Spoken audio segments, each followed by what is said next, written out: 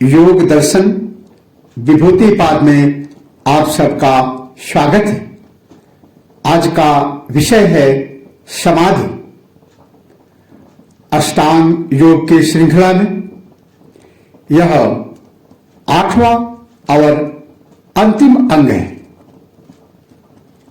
पातंजल योग सूत्र 3 के अंतर्गत समाधि के स्वरूप को बताते हुए कहा गया है, तदेवार्थ मात्र निर्भासम स्वरूप शून्यमिव समाधि।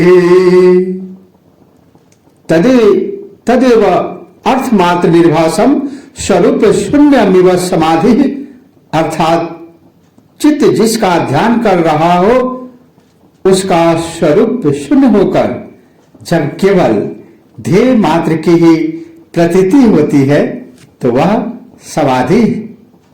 धारणा और ध्यान में कोई स्थान या वस्तु होती है जिस पर ध्यान केंद्रित किया जाता है तथा चित्त का प्रवाह उसी ओर निरंतर चलता रहता है, किंतु इसमें अधिक समय तक स्थिर रहने पर जिसका ध्यान किया जा रहा है उसका स्वरूप शून्य हो जाता है, उसका आभास ही मिट जाता है तथा केवल ध्येय मात्र की ही प्रतीति होती है। इस अवस्था को समाधि कहते हैं। यह समाधि क्रिया नहीं बल्कि उपलब्धि है। यह साधना नहीं बल्कि घटना है जो ध्यान के स्थिर होने पर अपने आप घटती है। इस स्थिति में चित्त के निज स्वरूप का आभास, निज स्वरूप का अभाव हो जाता है तथा वह ध्येय के आकार में परिणत हो जाता है। धारणा, ध्यान और समाधि तीनों में कोई प्रयास नहीं करना पड़ता।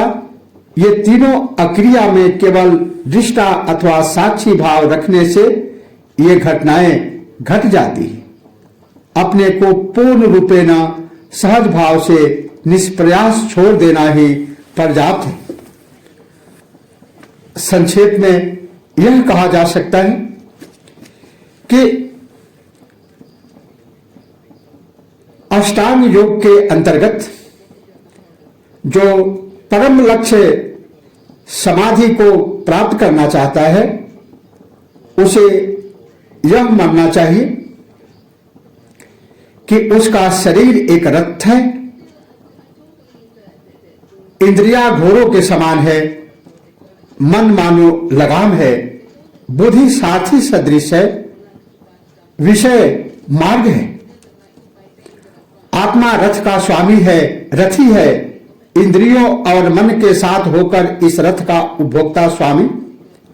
आत्मा इंद्रियों के विषयों में विचरता है, जिसकी बुद्धि रूपी सारथी चतुर है, अर्थात जिसका बुद्धि निर्मल है, स्वच्छ है, शुद्ध है, जो मन रूपी लगाम को सावधानी से पकड़े हुए है, वही रथी अपने परम जीवन के मार्ग को पूरा करके भगवत धाम में पहुंच जाता है। अष्टांग योग के अंतर्गत यम, नियम, आसन, प्राणायाम, प्रत्याहार में तप कर उसका शरीर स्वस्थ हो जाता है, उसका अंतःकरण मन निर्मल हो जाता है। ध्यान और धारणा के द्वारा तदनंतर समाधि एक उपलब्धि है और इसीलिए महर्षि पतंजलि ने इसे विभूति पाद के अंतर्गत, साधन पाद के अंतर्गत इसकी व्याख्या न करके इसके विभूति पाद के अंतर्गत इसकी व्याख्या की, क्योंकि विभूति का अर्थ होता है सर्वोत्कृष्ट, सर्वोत्तम, उत्तमोत्तम। यदि जीवन के उत्तमोत्तम लक्ष्य तक जाना है तो बुद्धि निर्मल होनी चाहिए, स्वच्छ होनी चाहिए। इसी के साथ ओम नमः शिवाय।